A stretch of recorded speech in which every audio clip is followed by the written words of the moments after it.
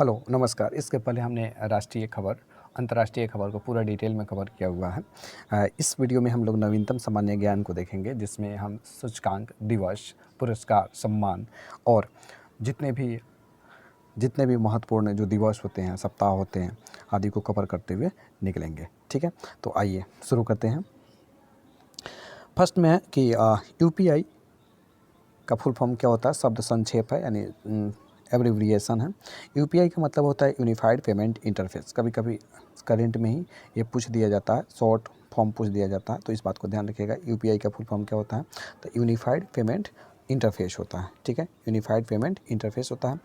ये है क्या वास्तव में, अगर हम इसकी बात करें तो यह एक ऐसी व्यवस्था है जिसके द्वारा मोबाइल प्लेटफॉर्म पर एक पक्ष दूसरे को तुरंत धन ट्रांसफ़र कर सकता है। पूर्णतः डिजिटल होने के कारण यूपीआई का उपयोग 24 घंटे तक सार्वजनिक अवकाश के दिन भी किया जा सकता है।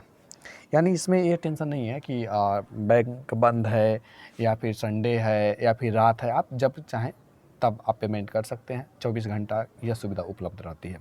जैसे जो भी ऑनलाइन पेमेंट होता है, गूगल पे की बात करें या फिर फ़ोनपे की बात करें, ठीक है, तो इसमें जिस प्रोसेस के द्वारा होता है, जो इंटरफेस होता है वह वहीं यूपीआई कोड होता है, यूनिफाइड पेमेंट इंटरफेस होता है। चलिए आगे बात करते हैं, नियुक्तियाँ की बात करते हैं। तो नियुक्तियाँ में है कि संजय कुमार जैन आईआरसीटीसी के चेयरमैन बने। अब आईआरसीटीसी क्या होता है, तो आईआरसीटीसी होता है इंडियन रेलवे ट्रैफिक सर्विसेज। ठीक है, इंडियन रेलवे ट्रैफिक सर्विसेज के जो चेयरमैन बने हैं वे कौन है, तो संजय कुमार जैन है। ठीक है, इतना ही इंपॉर्टेंट है, इस बात को ध्यान रखिएगा। ओके, आगे अगर हम बात करते हैं, अगला नियुक्ति की बात करते हैं, तो भारतीय मूल के डॉक्टर समीर शाह बीबीसी के नए चेयरमैन। बीबीसी के नए चेयरमैन कौन है, तो बीबीसी के अगर नए चेयरमैन कोई बने हुए हैं तो वो हैं डॉक्टर समीर शाह। ठीक है, डॉक्टर समीर शाह।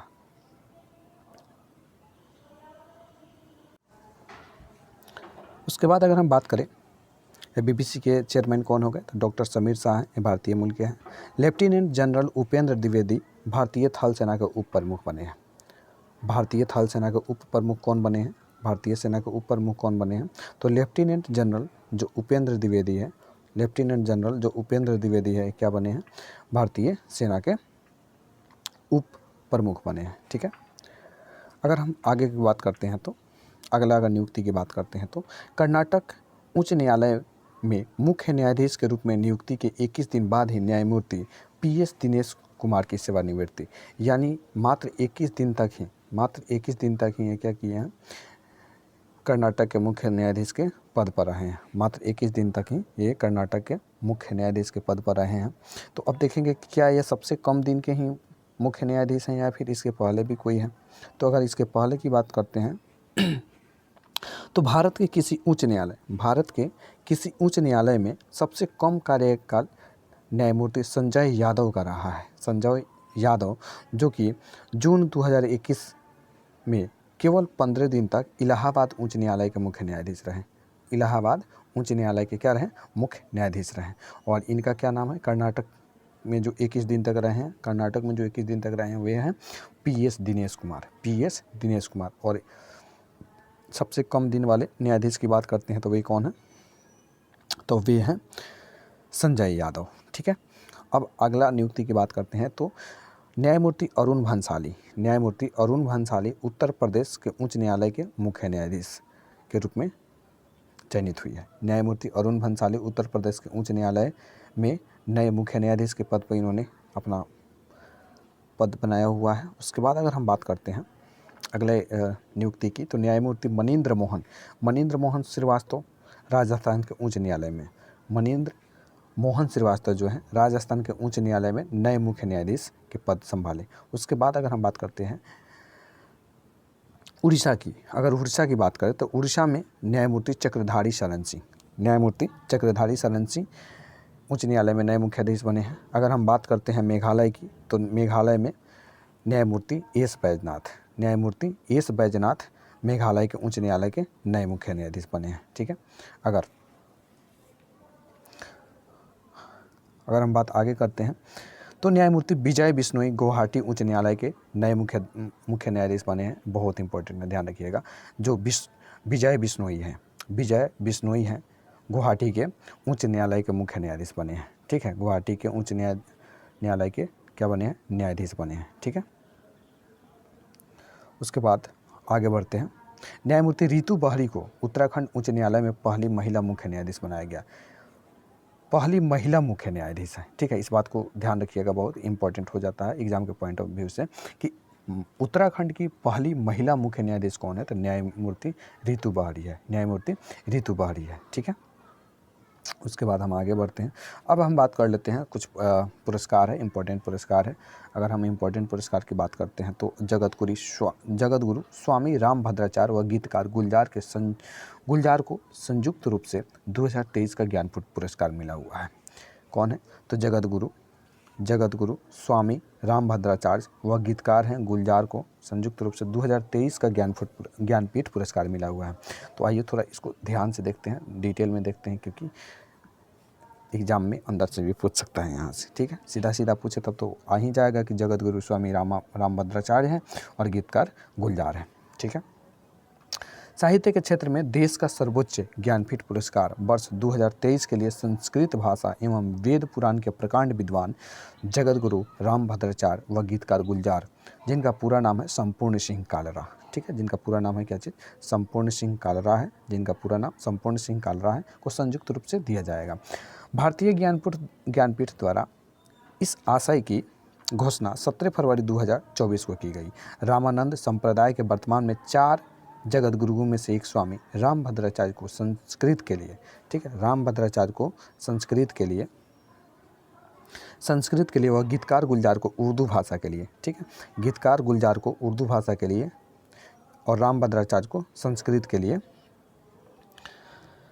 यह ज्ञानपीठ पुरस्कार दिया गया है। भारतीय संविधान की 8वीं अनुसूची में शामिल 22 भाषाओं में किसी भी भाषा में योगदान के लिए यह पुरस्कार दिया जाता है। जो 8वीं अनुसूची में भाषा का जो प्रावधान है, तो 22 भाषाओं में किसी भी भाषा में योगदान के लिए यह पुरस्कार दिया जाता है। किंतु यह एक बार 2018 का यह पुरस्कार अंग्रेजी भाषा के लिए अमिताभ घोष को दिया जा चुका है। अंग्रेजी भाषा के लिए अगर पहली बात की 2018 में दिया गया, और किसको दिया गया, तो अमिताभ घोष को दिया गया। ठीक है, किसको दिया गया, तो अमिताभ घोष को दिया गया। 1982 तक यह पुरस्कार लेखक की किसी एकल कृति के लिए ही दिया जाता था, किंतु उसके पश्चात लेखक की किसी भाषा में समग्र योगदान के लिए दिया जाता है। साहित्य के क्षेत्र में देश के इस सर्वोच्च पुरस्कार के तहत बागदेवी की प्रतिभा व प्रशस्ति पत्र के साथ 11 लाख की राशि प्रदान की जाती है। कितनी राशि प्रदान की जाती है, तो 11 लाख की राशि प्रदान की जाती है। उसके बाद बागदेवी की प्रतिमा व प्रशस्ति पत्र के साथ साथ 11 लाख रुपया की क्या राशि प्रदान की जाती है।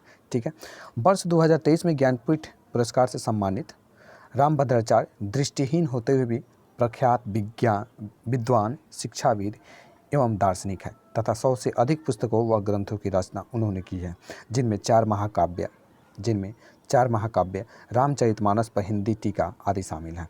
1988 में वह रामानंद संप्रदाय के जगतगुरु 1988 से वह क्या है, रामभद्राचार्य जो हैं 1988 से वे रामानंद संप्रदाय के जगतगुरु हैं।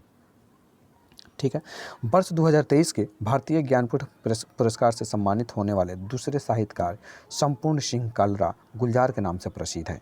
हिंदी फिल्मों के एक प्रसिद्ध गीतकार होने के साथ साथ वे कवि, पटकथा लेखक, फिल्म निर्देशक व नाटककार और प्रसिद्ध शायर भी हैं।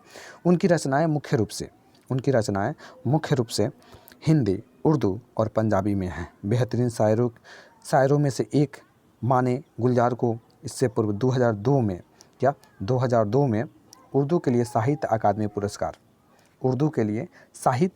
पुरस्कार कब, 2002 में, जबकि 2013 में दादा साहेब फाल्के पुरस्कार 2004 में भारत सरकार के तीसरे सर्वोच्च सम्मान पद्म भूषण, 2004 में इनको क्या मिलता है, तो पद्म भूषण मिलता है, सम्मानित किया जा चुका है। वर्ष 2009 में फिल्म स्लम डॉग मिलियनेयर में उनके गीत जय हो के लिए सर्वश्रेष्ठ गीत का ऑस्कर पुरस्कार भी मिल चुका है। ठीक है, सर्वश्रेष्ठ गीत के लिए ऑस्कर पुरस्कार कब मिला है, तो 2009 में मिला है। और वो फिल्म कौन था, स्लम डॉग मिलियनेयर। ठीक है, स्लम स्लम डॉग मिलियनेयर था,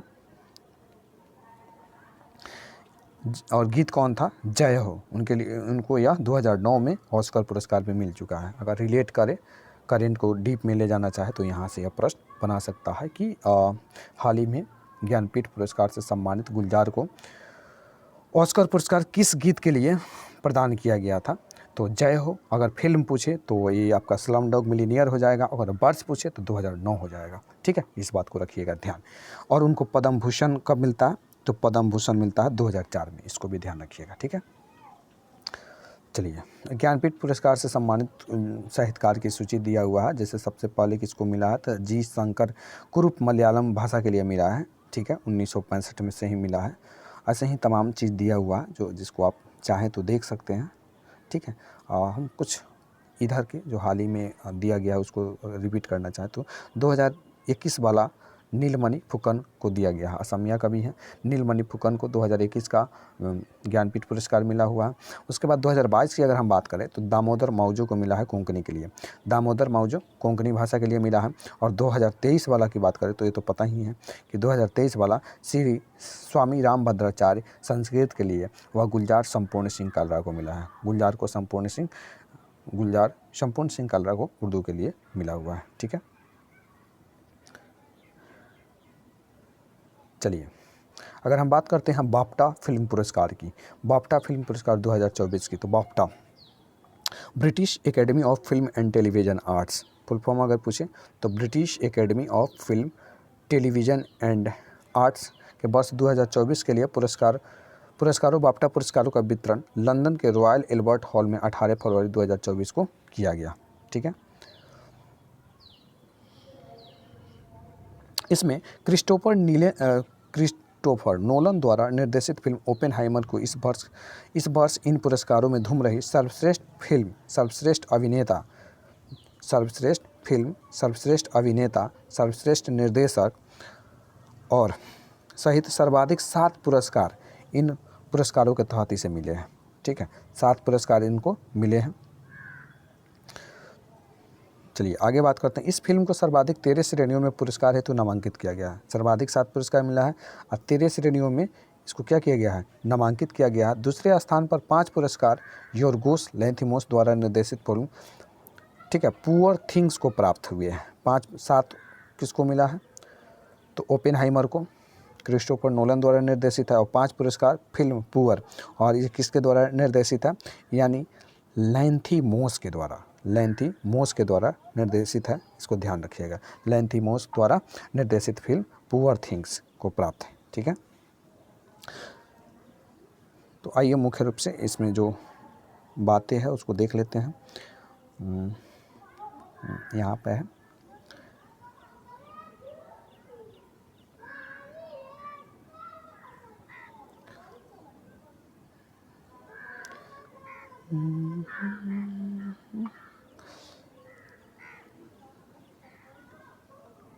सर्वश्रेष्ठ डायरेक्टर की बात करें, अगर हम सर्वश्रेष्ठ डायरेक्टर की बात करें तो क्रिस्टोफर नोलन को मिला है। फिल्म कौन सा है, तो ओपेनहाइमर है। फिल्म कौन सा है, तो ओपेनहाइमर है। सर्वश्रेष्ठ फिल्म की बात करें तो ओपेनहाइमर है। ठीक है, और अभी तो बात की है डायरेक्टर कौन है और निर्देशक कौन है, तो क्रिस्टोफर नोलन है। सर्वश्रेष्ठ गैर अंग्रेजी फिल्म फीचर फिल्म की बात करें तो the zone of interest German polish film है। ठीक है, इस बात को रखिएगा ध्यान। मुख्य भूमिका में सर्वश्रेष्ठ अभिनेता कौन है, तो सिलियन मर्फी है। सर्वश्रेष्ठ अभिनेता कौन है, तो सिलियन मर्फी ओपेनहाइमर के ही है। सर्वश्रेष्ठ सपोर्टिंग अभिनेता कौन है, तो रॉबर्ट डाउनी जूनियर है, ओपेनहाइमर के लिए है। और सर्वश्रेष्ठ सपोर्टिंग अभिनेत्री कौन है, तो डॉक्टर वाइन जॉफ राडोल्फ द होल्डोवर्स के लिए। सर्वश्रेष्ठ एडिटिंग की अगर पुरस्कार की बात करें तो उतना इंपॉर्टेंट है नहीं, हालांकि ध्यान रखिएगा ओपेनहाइमर है। सर्वश्रेष्ठ सिनेमेटोग्राफी की बात करें तो ओपेनहाइमर है। ठीक है, उसके बाद अगर हम बात करते हैं सर्वश्रेष्ठ डॉक्यूमेंट्री की बात करें तो डेज इन मरियुपोल। ठीक है, सर्वश्रेष्ठ डॉक्यूमेंट्री की बात करते हैं तो 20 डेज इन मरियुपोल। सर्वश्रेष्ठ एनिमेटेड फिल्म की बात करें तो the boy and the Heron को मिला है। उसके बाद बाफ्टा फेलोशिप की बात करें तो सैंडी पावेल को मिला है। अब आते हैं, अगला चीज़ है साद अहमद वराइच भारत में पाकिस्तान के नए कार्यवाहक उच्चायुक्त नियुक्ति हैं। साद अहमद वराइच, ठीक है, साद अहमद वराइच भारत में पाकिस्तान के नए कार्यवाहक उच्चायुक्त नियुक्ति हैं। बस इतना ही खबर काफ़ी है आपके लिए, ठीक है। और एग्ज़ाम के पॉइंट ऑफ व्यू से ज़्यादा पढ़ना है नहीं, उतना ही पढ़ना है जितना एग्ज़ाम में है, एग्ज़ाम के पॉइंट ऑफ व्यू से इम्पोर्टेंट। चलिए, आलोक कुमार विश्व हिंदू परिषद के नए अध्यक्ष बने हैं। विश्व हिंदी परिषद के नए अध्यक्ष कौन बने हैं? तो आलोक कुमार बने हैं। विश्व हिंदू परिषद के नए अध्यक्ष आलोक कुमार बने हुए हैं। आगे अगर हम बात करते हैं, न्यायमूर्ति अजय मानिक राव खान विलकर लोकपाल के नए अध्यक्ष बने हैं। भी यही बहुत इंपॉर्टेंट है। कौन है? तो अजय मानिक राव खान विलकर, ठीक है, अजय मानिक राव खान विलकर लोकपाल के नए अध्यक्ष बने हैं। लोकपाल के नए अध्यक्ष बने हैं। एग्जाम के पॉइंट ऑफ व्यू से बहुत इंपॉर्टेंट है, ठीक है, ध्यान रखिएगा। वनडे एग्ज़ाम अगर कोई है तो उसके लिए तो रामबाण है एकदम। आइए इसको डिटेल में कवर करने वाला चीज़ें है, डिटेल से ही कवर करेंगे इसको। राष्ट्रपति श्रीमती द्रौपदी मुर्मू ने सर्वोच्च न्यायालय के सेवानिवृत्त न्यायाधीश न्यायमूर्ति E.M. खानविलकर, ठीक है, E.M. खानविलकर भ्रष्टाचार पर नज़र रखने वाले सर्वोच्च संख्या निकाय लोकपाल का अध्यक्ष, ठीक है, भ्रष्टाचार पर नज़र रखने वाला सर्वोच्च संख्या निकाय है, इस बात को भी ध्यान रखिएगा, 2024 में नियुक्त किए गए हैं E.M. खानविलकर को, ठीक है, E.M. खानविलकर को 2024 में, फरवरी 2024 में नियुक्त किया गया है। न्यायमूर्ति पिनाकी चंद्र घोष, न्यायमूर्ति जो पिनाकी चंद्र घोष को मई 2022 में अपना कार्यकाल पूरा करने के पश्चात, इसके पहले कौन थे? तो पिनाकी चंद्र घोष थे। 2022 में ही उन्होंने अपना कार्यकाल पूरा कर लिया। उसके बाद जो है लोकपाल के पद पर न्यायमूर्ति प्रदीप कुमार मोहंती कार्यवाहक अध्यक्ष थे। न्यायमूर्ति प्रदीप कुमार जो मोहंती थे कार्यवाहक अध्यक्ष थे, और अब E.M. खानविलकर को लोकपाल का वास्तविक अध्यक्ष के रूप में घोषित कर दिया गया, और इसके पहले पिनाकी चंद्र घोष थे, ठीक है। न्यायमूर्ति पिनाकी चंद्र घोष देश के पहले लोकपाल थे, ठीक है। न्यायमूर्ति जो पिनाकी चंद्र घोष थे वे देश के पहले लोकपाल थे, न्यायमूर्ति पिनाकी चंद्र घोष।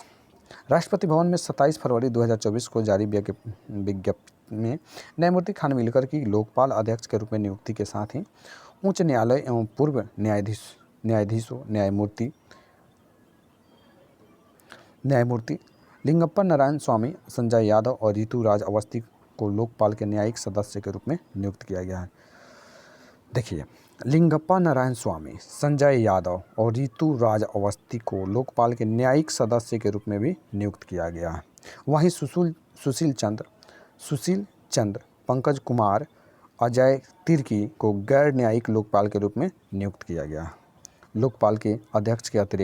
लोकपाल में अध्यक्ष के अतिरिक्त 8 सदस्य होते हैं। लोकपाल में कितने सदस्य होते हैं? तो टोटल अगर बात करें अध्यक्ष को लेकर तो 9 होते हैं, और अध्यक्ष को छोड़कर बात करें तो 8 होते हैं, जिसमें से 4 न्यायिक होते हैं और 4 गैर न्यायिक होते हैं। 4 न्यायिक और 4 गैर न्यायिक होते हैं, ठीक है। निधन की बात करते हैं तो फली सैम नरीमन की निधन हो गया है, और वे क्या थे? तो प्रख्यात विधि विशेषज्ञ एवं वरिष्ठ अधिवक्ता फली सैम नरीमन थे। यानी कुल मिलाकर बात ये करें कि वे थे क्या? तो ये वरिष्ठ अधिवक्ता थे, ठीक है, वरिष्ठ क्या थे? अधिवक्ता थे।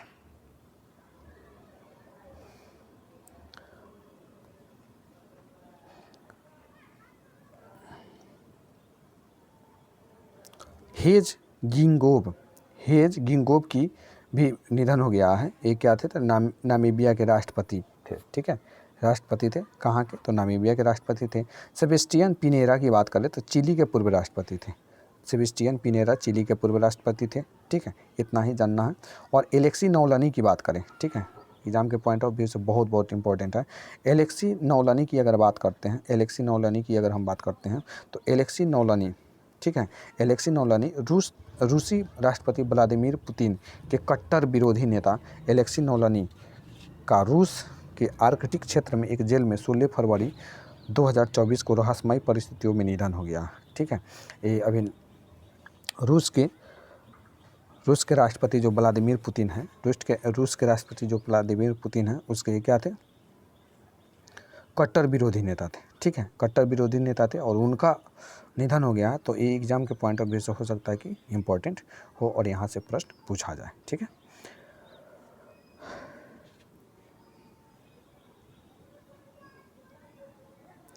47 वर्षीय नौलानी को रूस विरोधी कार्य करने, भ्रष्टाचार व कुछ अन्य मामलों में 30 वर्ष के कारावास की सजा सुनाई गई थी। पेशे से वकील नौलानी पुतिन को लोकतंत्र विरोधी बताते थे। पुतिन को ये क्या बताते थे, लोकतंत्र विरोधी बताते थे तथा रूस में होने वाले चुनावों को फर्जी बताते थे। रूसी अधिकारी नौलानी को अमेरिका एजेंसी CIA की कठपुतली बताते थे। ठीक है, CIA की क्या बताते थे, कठपुतली बताते थे। उसके बाद अगर हम बात करते हैं दाताजीराव गायकवाड़ की, तो भारत में सर्वाधिक उम्र में टेस्ट खिलाड़ी, भारत के सर्वाधिक उम्र के टेस्ट खिलाड़ी दाताजीराव गायकवाड़ की 95 वर्ष की आयु में बड़ोदरा में 13 फरवरी 2024 को निधन हो गया। बस यहीं दाताजीराव गायकवाड़ का संबंध किस खेल से है, तो ये क्रिकेट से है, ध्यान रखिएगा। भारत में सर्वाधिक उम्र में टेस्ट खिलाड़ी हैं, बस इतना ही इम्पोर्टेंट है, इससे ज़्यादा कुछ जानना है नहीं। चलिए आगे देखते हैं। उषा किरण खान क्या है, तो उषा किरण खान का भी निधन हुआ, जो हिंदी और मैथिली का प्रसिद्ध लेखिका है। ठीक है, प्रसिद्ध लेखिका है। अगर हम बात करते हैं जैन मुनि आचार्य विद्यासागर की, जैन मुनि आचार्य विद्यासागर की, तो ये जैन समाज के वर्तमान समय के वर्धमान कहे जाने वाले संत आचार्य विद्यासागर ने 18 फरवरी 2024 को छत्तीसगढ़ के डोंगरगढ़ स्थित चंद्रगिरी तीर्थ पर संलेखना कर देह त्याग दी। ठीक, जैन मुनि आचार्य क्या है, तो जैन मुनि ही है। संलेखना जो विधि द्वारा जिसमें देह त्याग किया जाता है, जैन धर्म के प्रथम तीर्थंकर देख लीजिएगा और अंतिम तीर्थंकर देख लीजिएगा, जो महावीर हैं और ऋषभ देव और 23वें पारसनाथ है। ठीक है, इसको ध्यान में रखिएगा।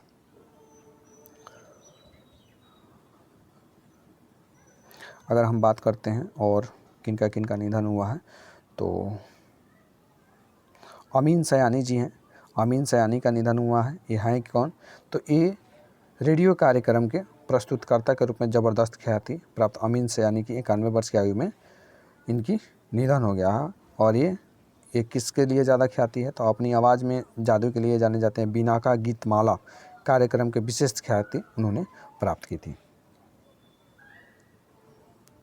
केल्विन किप्टन की बात करें तो एक मैराथन धावक हैं, बस केल्विन किप्टन। उसके बाद मनोहर जोशी की बात करें तो महाराष्ट्र के पूर्व मुख्यमंत्री व लोकसभा के पूर्व अध्यक्ष थे। महाराष्ट्र के पूर्व मुख्यमंत्री भी थे और लोकसभा के पूर्व अध्यक्ष भी थे। मनोहर जोशी का भी क्या हो गया है, निधन हो गया है। ठीक है, अब हम बात करते हैं, एक और है रह गया है, देख लेते हैं। पंकज उधास की बात कर लेते हैं। पंकज उधास की अगर हम बात करें तो जाने माने गज़ल गायक, ठीक है, ये गायक है, सिंगर है, जाने माने गज़ल गायक पंकज उधास का 72 वर्ष की आयु में 26 फरवरी 2024 को मुंबई में निधन हो गया है। ठीक है, उनकी पहली गज़ल एल्बम आहट 1980 में जारी हुई थी, जिसके पश्चात 50 से अधिक एल्बम उनके द्वारा जारी की गई, जैसे चिट्ठी आई है, ना कजरे की धार, सुने ही होंगे। ठीक है, नहीं सुने हैं तो सुन लीजिएगा कभी टाइम मिले तो। चांदी जैसा रंग है तेरा, पता ना, और बहुत सारे गीत को इन्होंने गाया है। अगर हम इम्पोर्टेंट पुस्तकें की बात करते हैं, इम्पोर्टेंट पुस्तक की अगर बात करते हैं तो ब्रेकिंग द मोल्ड री इमेजिंग इंडियाज इकोनॉमिक फ्यूचर, और इसके लेखक कौन है, रघुराम जी राजन व रोहित लांबा। रघुराम जी राजन व रोहित लांबा है। रूल्स फॉर लाइफ, क्या rules for life, 11 rules for life के 11 रूल्स फॉर लाइफ के अगर कोई किसने लिखा है तो चेतन भगत जी लिखे हैं। ठीक है, 11 rules for life, Chetan Bhagat. 40 days किनकी कृति है, किनकी पुस्तक है, तो मार्गरेट एटवुड की है, मार्गरेट एटवुड की है। कीप योर फ्रेंड्स क्लोज, तो इसके लेखक कौन है, तो लीह कोनेन है। कीप योर फ्रेंड्स क्लोज, लीह कोनेन है। ठीक है, अब हम बात करते हैं कि महत्वपूर्ण वर्ष, दिवस या सप्ताह की बात कर लेते हैं। तो वर्ष 2024 भारतीय नौसेना द्वारा नौसेना नागरिकों का वर्ष घोषित किया गया है। ठीक है, वर्ष 2024 को भारतीय नौसेना द्वारा नौसेना नागरिकों का वर्ष घोषित किया गया है। भारतीय नौसेना ने नौसेना नागरिकों के प्रशासन, दक्षता व कल्याण में सुधार हेतु चालू वर्ष 2024 को नौसेना नागरिकों का वर्ष घोषित किया है। ठीक है, इस संदर्भ में भारतीय नौसेना की एक विज्ञप्ति में बताया गया कि नौसेना के नागरिकों कार्मिक भारतीय नौसेना के कुल कार्यबल का लगभग 1/3 हिस्सा बनाते हैं तथा सभी क्षेत्रों में इनका परिचालन प्रभावशीलता में महत्वपूर्ण योगदान देते हैं। वर्ष 2024 को उनके लिए समर्पित वर्ष के रूप में घोषित किया गया है ताकि उनके प्रशासन, प्रशिक्षण व कल्याण आदि को बढ़ावा दिया जाए। बहुत इंपॉर्टेंट है, 2024 है नौसैनिक वर्ष के रूप में घोषित किया गया है। ओके, अब हम बात कर लेते हैं महत्वपूर्ण दिवस की अगर हम बात कर लेते हैं तो देखिए 2 फरवरी को वर्ल्ड वेटलैंड्स डे मनाया जाता है। वर्ल्ड वेटलैंड्स डे मनाया जाता है। इससे आपको याद आना चाहिए रामसर कन्वेंशन 1971 ठीक है। आर्द्रभूमि दिवस मनाया जाता है। आपको आर्द्रभूमि से शुरू में ही हमने कवर किया था कि 5 नए आर्द्रभूमियों को शामिल किया गया है, जिसमें से 3 कर्नाटक का था और 2 तमिलनाडु का था, और उसको हम राष्ट्रीय घटनाक्रम में कवर किए हुए हैं। 4 फरवरी को श्रीलंका का स्वतंत्रता दिवस मनाया गया और 4 फरवरी को ही क्या किया गया है कि विश्व कैंसर दिवस मनाया गया। विश्व कैंसर दिवस मनाया गया है। ये बहुत इंपॉर्टेंट है कि वर्ल्ड वेटलैंड्स डे और विश्व कैंसर दिवस, ठीक है। उसके बाद 10 फरवरी की बात करते हैं तो नेशनल डीवर्मिंग डे है, और 10 फरवरी को ही मनाते हैं विश्व दाल दिवस। 10 फरवरी को ही क्या मनाते हैं, विश्व दाल दिवस मनाते हैं। 10 फरवरी को विश्व दाल दिवस मनाते हैं। 10 फरवरी को प्रतिदिन विश्व दाल दिवस के रूप में मनाने का निर्णय संयुक्त राष्ट्र महासभा के 73वें सत्र में 20 दिसंबर 2018 को किया गया था, ठीक है। 20 दिसंबर 2018 को किया गया था इसका निर्णय। ओके, अच्छा, पहला दिवस 10 फरवरी 2019 को मनाया गया। अच्छा, एक एग्ज़ाम देखे हुए थे, इसमें करेंट इस तरीके से पूछा था कि मान लीजिए जैसे विश्व दाल दिवस 10 फरवरी 2019 को मनाना शुरू किया गया, ठीक है।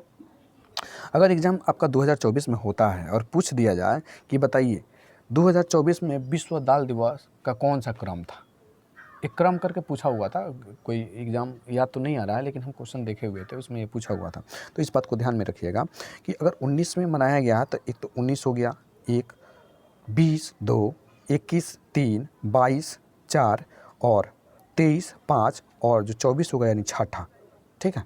तो अगर 10 फरवरी के पहले एग्ज़ाम है तो 5 और 10 फरवरी के बाद एग्ज़ाम है तो 6, यानी कि अब तक एग्ज़ाम फरवरी को तो छोड़िए दीजिए, ये जो छठा इस बार जो 2024 का विश्व दाल दिवस 10 फरवरी को मनाया गया वो कौन सा क्रम है, तो छठा क्रम है। इस बात को ध्यान रखिएगा थोड़ा सा।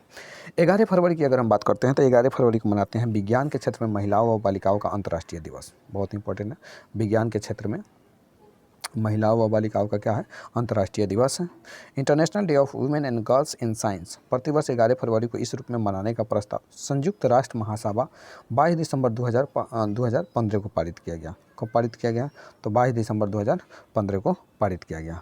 12 फरवरी को मनाते हैं राष्ट्रीय उत्पादकता दिवस। क्या, राष्ट्रीय उत्पादकता दिवस मनाते हैं। 12 फरवरी को राष्ट्रीय उत्पादकता दिवस मनाते हैं और 13 फरवरी को मनाते हैं विश्व रेडियो दिवस। 13 फरवरी को मनाते हैं विश्व रेडियो दिवस।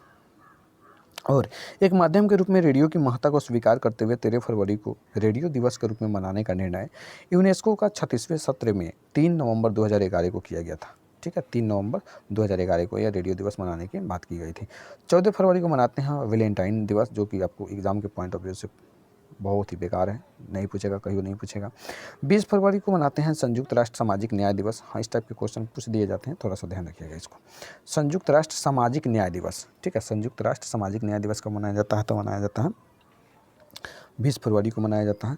अगर हम बात करते हैं सामाजिक भेदभाव को दूर करने तथा समानता लाने के उद्देश्य से 20 फरवरी को विश्व सामाजिक न्याय दिवस के रूप में मनाने का निर्णय संयुक्त राष्ट्र महासभा द्वारा 2007 में ही किया गया था। और 20 फरवरी को मनाया जाता है कौन सा, संयुक्त राष्ट्र सामाजिक न्याय दिवस। ओके, सामाजिक न्याय दिवस 20 फरवरी को मनाया जाता है अरुणाचल प्रदेश व मिजोरम के स्टेट हुड दिवस। क्या, अरुणाचल प्रदेश व मिजोरम के स्टेट हुड दिवस मनाया जाता है।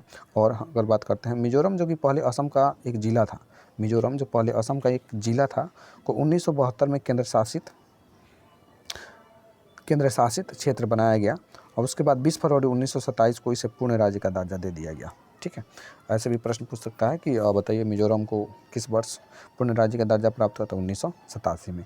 कब केंद्र शासित क्षेत्र बनाया गया, तो 1972 में। अरुणाचल प्रदेश भी पहले केंद्र शासित क्षेत्र था तथा पूर्ण राज्य का दर्जा इसे 20 फरवरी 1987 को दिया गया। देखो 20 फरवरी 1987 को ये मिजोरम और अरुणाचल प्रदेश को पूर्ण राज्य का दर्जा दिया गया। ये इंपॉर्टेंट है, थोड़ा सा इसको आप क्या कीजिएगा, ध्यान रखिएगा। ओके, 21 फरवरी को मनाते हैं हम अंतर्राष्ट्रीय मातृभूमि दिवस। अंतर्राष्ट्रीय मातृभूमि दिवस 21 फरवरी को मनाते हैं, ठीक है।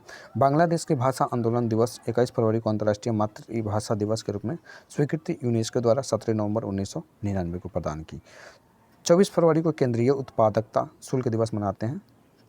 केंद्रीय उत्पाद शुल्क दिवस मनाते हैं। 24 फरवरी 1944 को central excise and salt act लागू होने के परिप्रेक्ष्य में प्रतिवर्ष 24 फरवरी को केंद्रीय उत्पाद शुल्क दिवस के रूप में मनाया जाता है।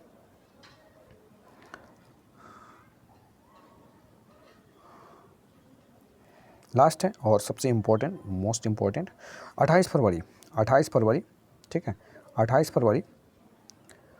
फरवरी को मनाया जाता है अंतर्राष्ट्रीय विज्ञान दिवस। राष्ट्रीय विज्ञान दिवस, ठीक है, राष्ट्रीय विज्ञान दिवस मनाया जाता है। इतना ना अंतर्राष्ट्रीय आ गया पहले, राष्ट्रीय विज्ञान दिवस मनाया जाता है। और क्यों मनाया जाता है भाई, तो इसलिए मनाया जाता है क्योंकि भौतिकी विज्ञानी सीवी रमन द्वारा अपने प्रसिद्ध रमन प्रभाव, जिसके लिए उन्होंने भौतिक के नोबेल पुरस्कार 1930 में प्रदान किया गया था। रमन को 1930 में नोबेल पुरस्कार दिया गया था और उनकी जो खोज थी 28 फरवरी 1928 को की गई थी। रमन इफेक्ट का जो प्रभाव था, खोज जो था 28 फरवरी 1928 को ही की गई थी। इसी उपलक्ष्य में भारत में 28 फरवरी को राष्ट्रीय विज्ञान दिवस के रूप में मनाया जाता है। अच्छा, इस बात को ध्यान रखिएगा, उस दिन रमन जी का जन्म नहीं है, उस दिन इफेक्ट लाए थे, उस खोज को खोजे थे, रमन प्रभाव की खोज को खोजे थे। इसीलिए 28 फरवरी को क्या है, राष्ट्रीय विज्ञान दिवस उन्हीं के खोज के उपलक्ष्य में मनाया जाता है और भारत में मनाया जाता है। राष्ट्रीय विज्ञान दिवस है 28 फरवरी, ध्यान रखिएगा। राष्ट्रीय विज्ञान दिवस ना पूछकर क्यों मनाया जाता है, किसके कारण से मनाया जाता है, ये भी पूछ सकता है। हम महत्वपूर्ण महोत्सव की बात करते हैं तो आदि महोत्सव 2024, राष्ट्रीय जनजाति महोत्सव 2024, जिसे आदि महोत्सव के नाम से जाना जाता है, नई दिल्ली के मेजर ध्यानचंद नेशनल स्टेडियम में 10 से 18 फरवरी 2024 को संपन्न हुआ। जनजातीय कार्य मंत्रालय के तत्वाधान में भारतीय जनजाति सहकारी विपणन विकास महासंघ द्वारा प्रतिवर्ष, यानी TRIEFD, ठीक है, TRIEFD द्वारा प्रतिवर्ष आयोजित इस महोत्सव का उद्घाटन राष्ट्रपति श्रीमती द्रौपदी मुर्मू ने 10 फरवरी को किया। ठीक है, कब किया, तो 10 फरवरी को किया। आदिवासी व जनजातियों कलाकारों को बढ़ावा देने तथा उनके खान पान, हस्तशिल्प व हस्तकला को प्रोत्साहित करने के उद्देश्य से इनके उत्पादों का स्टॉल महोत्सव में लगाए जाते हैं। इस वर्ष 300 से अधिक स्टॉल आदि महोत्सव 2024 में लगाए गए थे। 10 फरवरी को महोत्सव में राष्ट्रपति जी की उपस्थिति में ही जनजातीय कार्य मंत्री श्री अर्जुन मुंडा ने अनुसूचित जनजातियों के लिए उधम पूंजी निधि venture capital fund for scheduled tribes VSFST की शुरुआत भी की थी। ठीक है, हम बात करते हैं विविध में, और विविध में भारत मोबिलिटी ग्लोबल एक्सपो है। भारत मोबिलिटी ग्लोबल एक्सपो है, तो विभिन्न प्रकार के उत्पादों की प्रदर्शनी भारत मोबिलिटी ग्लोबल एक्सपो का आयोजन नई दिल्ली के प्रगति मैदान में किया गया। कहाँ किया गया भाई, तो नई दिल्ली के प्रगति मैदान में किया गया। भारत मंडपम में 1 से 3 फरवरी 2024 को हुआ। देश विदेश से 800 से अधिक कंपनियों ने अपने उत्पादों का प्रदर्शन इस प्रदर्शनी में किया था। ऑटोमोबाइल्स, ऑटो कंपोनेंट्स के अतिरिक्त इलेक्ट्रॉनिक्स, साइकिल्स व बाइक्स, बैटरीज व कंस्ट्रक्शन में संबंधित उपकरण आदि उत्पाद में इनमें शामिल थे। ठीक है,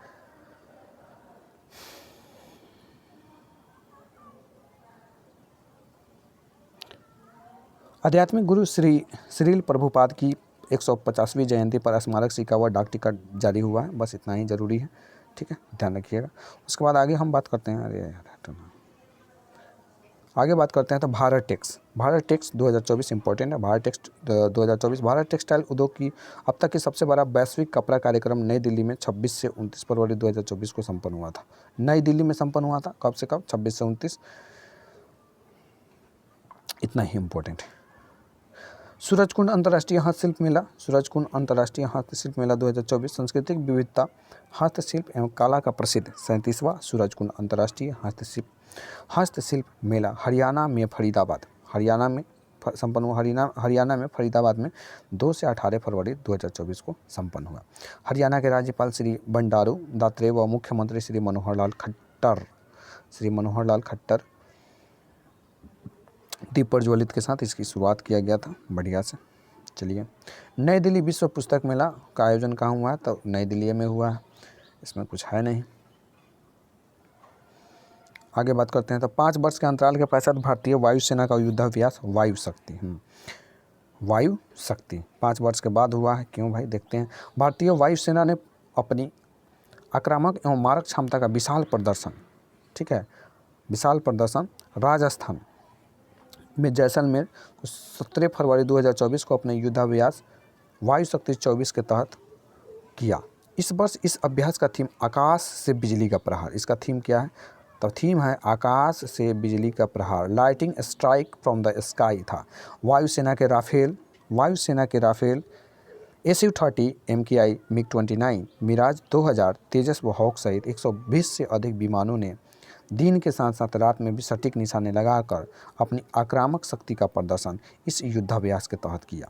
अपाचे लड़ाकू हेलीकॉप्टर के साथ साथ EMI-17 हेलीकॉप्टर ने भी जमीनी लक्ष्यों पर हमले का प्रदर्शन इस अभ्यास के तहत किया, जबकि वायुसेना के लंबी दूरी के एक मानव रहित ड्रोन ने भी सटीक निशाना लगाते हुए एक नकली दुश्मन रडार साइट को नष्ट किया। 2 घंटे की छोटी सी अवधि में 2 वर्ग किलोमीटर क्षेत्र में लगभग 50 टन आयुध इस प्रदर्शन के दौरान गिराया गया। वायु शक्ति भारतीय वायुसेना का 3-3 वर्ष के अंतराल पर होने वाला एक प्रदर्शन है। ऐसा पिछली वायु शक्ति प्रदर्शन 5 वर्ष पूर्व यानी 2019 में किया गया था। उसके बाद रूस यूक्रेन युद्ध के बीच 2022 में यह स्थगित कर दिया गया था। भारतीय नौसेना का सबसे बड़ा यह अभ्यास मिलन 24, भारतीय नौसेना का सबसे बड़ा युद्धाभ्यास। भारतीय नौसेना का सबसे बड़ा संयुक्त नौसैनिक अभ्यास मिलन 2024 विशाखापट्टनम में 19 से 27 फरवरी 2024 को संपन्न हुआ। 9 दिन के इस नौसैनिक अभ्यास में America, France, Japan, Australia, Bangladesh, दक्षिण कोरिया ऐसे ही तमाम बहुत सारे देश भाग लिए। इसमें लगभग 50 देशों की नौसेनाएं इसमें शामिल थी। 15 युद्धपोत व नौसैनिक पेट्रोलिंग विमान इसमें शामिल थे। कहाँ होता है मिलन? तो मिलन कहाँ होता है इस बात को ध्यान में रखिएगा। मिलन 2024 में विशाखापट्टनम में होता है, ठीक है। 50 देश भाग लेते हैं। मिलन 24 का बंदरगाह चरण, ये बंदरगाह चरण 19 से 23 तक चला, फरवरी 19 से 23 फरवरी को। वह समुद्री चरण 24 से 27 फरवरी को, समुद्री चरण 24 से 27 और बंदरगाह 19 से 23 फरवरी तक चला, ठीक है। मिलन भारतीय नौसेना का द्विवार्षिक युद्ध अभ्यास है। कैसा युद्ध अभ्यास है? तो द्विवार्षिक युद्ध अभ्यास है। वायु शक्ति त्रिवार्षिक है। इसके पहले 2019 में हुआ था, 2022 में नहीं हुआ क्योंकि रूस और यूक्रेन का युद्ध चल रहा था, उसी की वजह से। और इस बार हुआ है, 5 साल के अंतराल पर हुआ है, ठीक है। 1995 में केवल 4 देश ही मिलन को शुरू किया था। इंडोनेशिया था, सिंगापुर था, श्रीलंका था व थाईलैंड था। इंडोनेशिया, सिंगापुर, श्रीलंका व थाईलैंड था। ऐसा पिछला 11वां आयोजन 25 फरवरी से 4 मार्च 2022 को विशाखापट्टनम में ही हुआ था। इसमें 39 देशों ने भाग लिया था, ठीक है। इस बार 50 के लगभग अधिक देश है। धर्म गार्जियन 24 यानी 2024 वाला भारत व जापान के सैन्य बलों का संयुक्त अभ्यास। भारतीय सेना व जापान के ग्राउंड सेल्फ डिफेंस के फोर्स के बीच 2 सप्ताह के सैन्य अभ्यास धर्म गार्जियन का 5वां संस्करण राजस्थान के महाजन फील्ड फायरिंग रेंज 25 फरवरी 2024 को प्रारंभ हुआ। किसके बीच में होता है? तो इंडिया और जापान के बीच में होता है। इस वर्ष का कहाँ हुआ? तो राजस्थान के महाजन फील्ड में हुआ है, राजस्थान के महाजन फील्ड में हुआ है। इस संयुक्त अभ्यास में भारत की सैन्य टुकड़ी में राजपूताना राइफल्स के 40 जवान शामिल थे। इतने ही जवान जापान की 34वीं इन्फेंट्री रेजिमेंट की टुकड़ी में भी थे। धर्म गार्जियन भारत व जापान के सैन्य बलों के बीच होने वाला एक वार्षिक सैन्य अभ्यास है। किस प्रकार का सैन्य अभ्यास है? तो यह एक वार्षिक सैन्य अभ्यास है। वर्ष 2018 में शुरू इस सैन्य अभ्यास आयोजन वैकल्पिक रूप से भारत व जापान में किया जाता था, ठीक है। धर्म गार्जियन अभ्यास का पिछला 4था संस्करण जापान में सीगा प्रांत 17 फरवरी से 2 मार्च 2023 को संपन्न हुआ। इसके पहले वाला कहाँ हुआ? जापान में, इसलिए इस बार इंडिया में हुआ और वो भी राजस्थान के महाजन फील्ड फायरिंग रेंज 25 में हुआ है, ठीक है। इस बात को ध्यान में रखिएगा।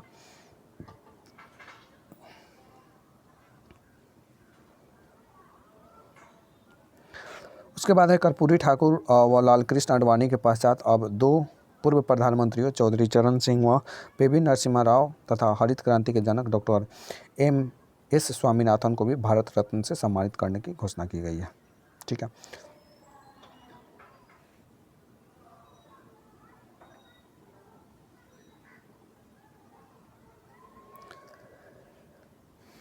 बिहार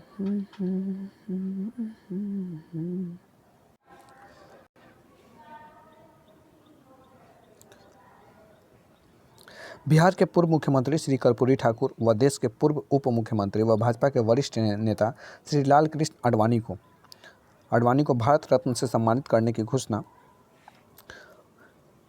राष्ट्रपति भवन में 23 जनवरी व 3 फरवरी 2024 को जारी विज्ञप्तियों में की गई थी। इसके एक सप्ताह के भीतर यानी 9 फरवरी 2024 को ही दो पूर्व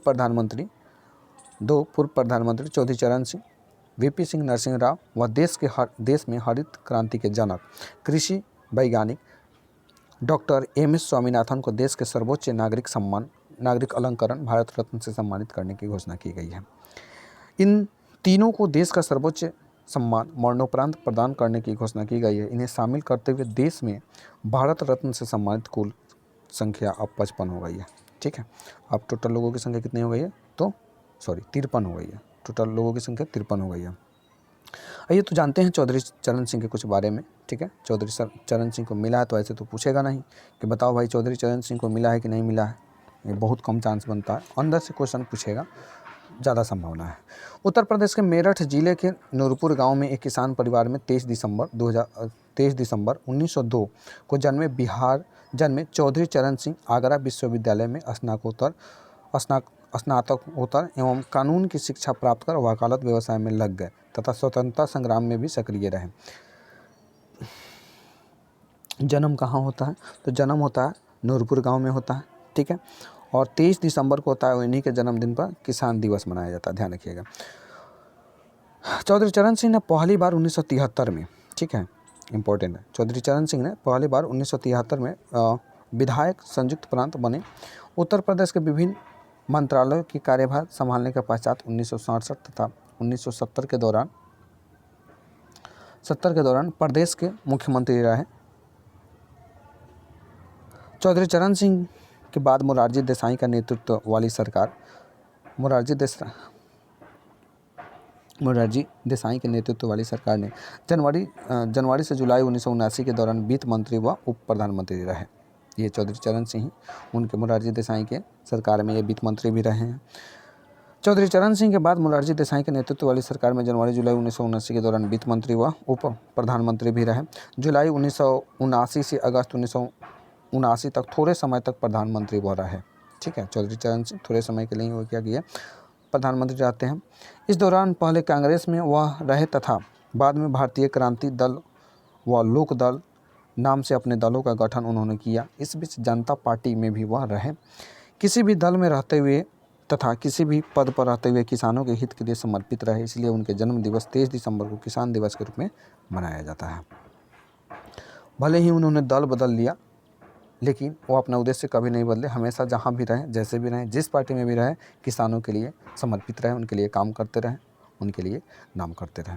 84 वर्ष की आयु में इनका निधन हो गया 29 मई 1987 को। ठीक है, 29 मई 1987 को इनका निधन हो जाता है। किसान हितों के लिए इनके संघर्ष के समर्पण को देखते हुए नई दिल्ली में उनके समाधि स्थल को किसान घाट नाम दिया गया है। इनका समाधि स्थल क्या है? तो किसान घाट। इनके समाधि स्थल को किसान घाट नाम दिया गया है। उनके निधन के पश्चात उनकी तीसरी पुण्यतिथि 29 मई 1990 को उनकी स्मृति में एक विशेष स्मारक डाक टिकट सरकार द्वारा जारी किया गया था। अब हम बात करते हैं पीवी नरसिम्हा राव के बारे में। तो राष्ट्रपति भवन की 9 फरवरी 2024 की विज्ञप्ति के तहत भारत रत्न से सम्मानित किए जाने वाले दूसरे पूर्व प्रधानमंत्री पीवी नरसिम्हा राव आंध्र प्रदेश व कांग्रेस नेता श्री नरसिम्हा राव 1957 से 77 के दौरान आंध्र प्रदेश के विधानसभा के सदस्य रहे। इस दौरान 1971 से 73 के दौरान मुख्यमंत्री भी रहे। 1977 के बाद लोकसभा का सदस्य रहते हुए इंदिरा गांधी व राजीव गांधी के नेतृत्व वाली सरकारों में गृह मंत्री व विदेश मंत्री जैसे महत्वपूर्ण पदों पर वह रहे। 1991-92 की अगर हम बात करते हैं तो 1991-92 की अवधि में प्रधानमंत्री के पद ऐसे समय में उन्होंने संभाला था जब देश गंभीर आर्थिक संकट के दौर में था। ऐसे में प्रसिद्ध अर्थशास्त्री डॉक्टर मनमोहन सिंह अपनी सरकार में वित्त मंत्री बनाकर आर्थिक सुधारों का सिलसिला उन्होंने शुरू कराया। उन्हीं की सरकार ने ही उदारीकरण, निजीकरण और वैश्वीकरण की नीतियाँ लागू कर अर्थव्यवस्था को संकट से बाहर निकालने में महत्वपूर्ण भूमिका निभाई। उनकी इन्हीं नीतियों के कारण देश में आर्थिक सुधारों का जनक उन्हें ही डॉक्टर मनमोहन सिंह ने करार दिया। ठीक है, उनकी इन्हीं नीतियों के कारण देश में आर्थिक सुधारों के जनक उन्हें ही डॉक्टर मनमोहन सिंह करार दिए। 28 जून 1981 को जन्मे 28 जून 1981 को जन्मे पीवी नरसिम्हा राव का निधन 83 वर्ष की आयु में 23 दिसंबर 2004 को हो गया। ठीक है, 23 दिसंबर 2004 को हो गया। अब हम बात करते हैं डॉक्टर एम.एस. स्वामीनाथन की। तो भारत रत्न से सम्मानित होने के जो इनका नाम आया हुआ, भारत रत्न से मरणोपरांत सम्मानित किए जाने वाले कृषि वैज्ञानिक डॉक्टर एम.एस. स्वामीनाथन भारत में हरित क्रांति के जनक माने जाते हैं। 1960 के दशक में खाद्य संकट के दौर गुजर रहा था भारत में। जब भारत में 1960 के दशक में खाद्य संकट से गुजर रहा था, उस समय में भारत में मैक्सिको के बीज को पंजाब के बीजों की घरेलू किस्मों के साथ मिश्रित कर अधिक उत्पादन वाले बीज इन्होंने विकसित किया। 1967 में पद्मश्री, 1972 में पद्म भूषण है, 1989 में इनको पद्म विभूषण से उन्हें सम्मानित किया गया था। 1967 में पद्मश्री, 1972 में पद्म भूषण और 1989 में पद्म विभूषण से सम्मानित किया गया। 7 अगस्त 1925 को कुंभकोणम में जन्मे 7 अगस्त 1985 को कुंभकोणम में जन्मे स्वामीनाथन 1979 में कृषि मंत्रालय के प्रमुख सचिव के रूप में भी कार्य किया था। वर्ष 2004 में राष्ट्रीय किसान आयोग के अध्यक्ष भी रहे। 2004 में वे राष्ट्रीय किसान आयोग के अध्यक्ष भी रहे। 2007 से 13 के दौरान राज्यसभा के मनोनीत सदस्य भी रहे। इनकी अकादमिक उपलब्धियों को देखते हुए देश विदेश के 80 से अधिक विश्वविद्यालय ने उन्हें डॉक्टरेट की मानद उपाधि प्रदान की। 1971 में रेमन मैग्सेसे पुरस्कार 1971 में रेमन मैग्सेसे पुरस्कार तथा 1987 में विश्व खाद्य पुरस्कार 1987 में विश्व खाद्य पुरस्कार से उन्हें प्रदान किया गया। पिछले ही 28 सितंबर 2023 को 98 वर्ष की आयु में उनका निधन हो गया। ठीक है, 98 वर्ष की आयु में उनका निधन हुआ है। और कब हुआ है? तो 28 सितंबर 2023 को। यानी प्रश्न बन सकता है, निधन से सितंबर से सीधा उठाए तब भी बनेगा, भारत रत्न से उठाए तब भी बनेगा, पद्म भूषण, पद्म श्री और पद्म विभूषण कब मिला, यहाँ से प्रश्न बनाना चाहे तब भी। ये पॉइंट को थोड़ा सा ध्यान में रखिएगा तो यहाँ से ये क्वेश्चन आपका कंप्लीट हो सकता है। वैज्ञानिकों शोध हेतु घनश्याम दास बिरला पुरस्कार 2023। के बिरला फाउंडेशन का वर्ष 2023 का घनश्याम दास बिरला वैज्ञानिक शोध पुरस्कार हरिश्चंद्र अनुसंधान संस्थान प्रयागराज की प्रोफेसर अदिति सेन को दिया जाएगा। बस इतना ही इम्पोर्टेंट है, अदिति सेन को दिया जाएगा। के बिरला फाउंडेशन द्वारा जो वैज्ञानिक शोध हेतु घनश्याम दास बिरला पुरस्कार 2023 किसको? तो अदिति सेन को दिया जाएगा। बस हो गया। खेल कूद है तो पढ़िएगा कहाँ। चलिए देख लेते हैं, हेडलाइन देख लेते हैं। अंडर 19 आईसीसी विश्व कप 2024 भारत को फाइनल में हराकर ऑस्ट्रेलिया विजेता रहा। अरे भाई, ये ऑस्ट्रेलिया नहीं ना पीछे छोड़ेगा। फिर से भारत हार गया अंडर 19 आईसीसी वर्ल्ड कप में और ऑस्ट्रेलिया जीत गया है। उसके बाद अगर बात करें तो जय शाह एशियाई क्रिकेट परिषद के अध्यक्ष पुनर्निर्वाचित हुए हैं। अमित शाह के बेटा हैं ये जय शाह। टेस्ट क्रिकेट में 500 प्लस विकेट लेने वाले रविचंद्रन अश्विन भारत के दूसरे गेंदबाज बने हैं। ठीक है, भारत के दूसरे गेंदबाज बने हैं। उसके बाद अगर हम बात करते हैं दक्षिण अफ्रीका के विरुद्ध न्यूजीलैंड की पहली टेस्ट श्रृंखला विजय, ये कोई इंपॉर्टेंट है नहीं। T20 अंतर्राष्ट्रीय क्रिकेट में सबसे तेज गति से शतक का नया विश्व रिकॉर्ड देख लिया जाए। T20 अंतर्राष्ट्रीय क्रिकेट में सबसे तेज गति से शतक का रिकॉर्ड अब नामीबिया के जॉन निकोल लाफ्टी ईटन, गजब, जॉन निकोल लाफ्टी ईटन 22 वर्षीय लाफ्टी ने 27 फरवरी 2024 को नेपाल में कीर्तिपुर में नेपाल के विरुद्ध T20 मैच में केवल 33 गेंदों पर ही शतक बनाया। ठीक है, तो ये वर्ल्ड का सबसे फास्ट T20 में शतक बनाने वाले ये नामीबिया के जॉन निकोल लाफ्टी ईटन के नाम से दर्ज कर दिया गया है। तो इंग्लैंड के विरुद्ध टेस्ट श्रृंखला 2024 में भारत का निर्णायक बढ़त कोई काम का है नहीं। चलिए आगे बढ़ते हैं, देखते हैं है क्या कोई काम का। महिला टेस्ट मैच में सबसे तेज गति से दोहरा शतक ऑस्ट्रेलिया की अनाबोल सदरलैंड का नया विश्व रिकॉर्ड। महिला टेस्ट में अनाबोल सदरलैंड का नया विश्व रिकॉर्ड, थोड़ा सा ध्यान रखिएगा।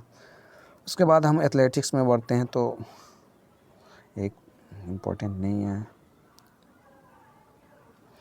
एशियाई इंडोर एथलेटिक्स चैंपियनशिप में 4 स्वर्ण पदकों के साथ पदक तालिका में भारत का स्थान।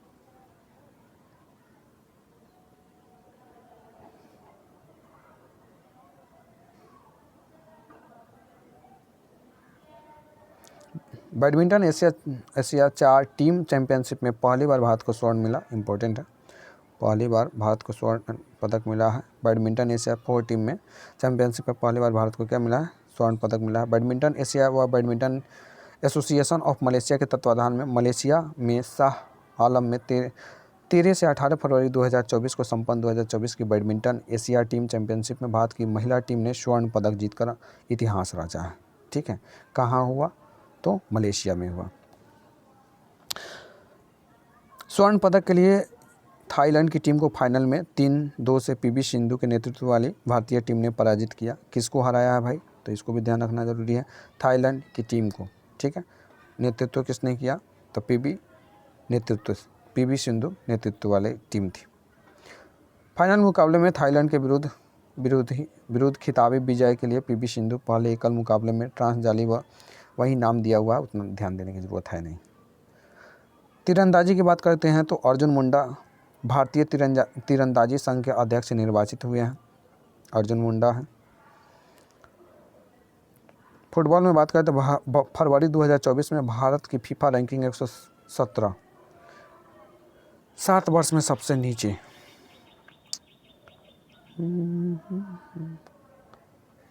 टेनिस की बात करें तो डेविस कप प्ले ऑफ दौर में भारत ने पाकिस्तान को हराया। सीनियर राष्ट्रीय कुश्ती चैंपियनशिप 2024 नहीं पढ़ना है। छठे खेलो इंडिया यूथ गेम्स 2023 तमिलनाडु में संपन्न, ये इम्पोर्टेंट है। महाराष्ट्र का शीर्ष स्थान कहाँ हुआ भाई? तमिलनाडु में हुआ। खेल मंत्रालय की पहल खेलो इंडिया की श्रृंखला में छठे खेलो इंडिया यूथ गेम्स तमिलनाडु में 19 से 31 जनवरी को संपन्न हुआ। उसमें संपन्न हुआ तो 1 नंबर पर महाराष्ट्र है, 2 नंबर पर तमिलनाडु है। महाराष्ट्र को कितना स्वर्ण मिला? 57 मिला, 48 रजत मिला, 53 मिला, टोटल 158 मिला। हालांकि खाली क्रम को ही ध्यान रख लीजिएगा तो काम चल जाएगा। महाराष्ट्र 1 नंबर पर, तमिलनाडु 2 नंबर पर, हरियाणा 3 नंबर पर। ठीक है, अगर आप बिहार से हैं या फिर उत्तर प्रदेश से तो इसमें बिहार का स्थान कितना है? 21वें नंबर पर बिहार है। PCH की तैयारी अगर कर रहे हैं तो ध्यान रखिएगा अपने अपने राज्य का। इसमें उत्तर प्रदेश कहाँ है भाई? 7 नंबर पर उत्तर प्रदेश है। ठीक है, उत्तराखंड 19 नंबर पर है। और बिहार को टोटल कितना पदक मिला है? तो बिहार भाई साहब 5 लिया है। ठीक है, और इसी के साथ हो जाता है आज 3 सीरीज में प्रतियोगिता दर्पण समाप्त। चलिए, इसमें ज़्यादा तो कुछ समझाने वाला था नहीं, इम्पोर्टेंट पॉइंट्स ही था जो आपको ध्यान में रखना होगा, बार बार देखना होगा, बार बार पढ़ना होगा, तभी याद होगा। चलिए मिलते हैं अगले वीडियो में, तब तक के लिए जय हिंद। हंसते रहिए, पढ़ते रहिए। ओके।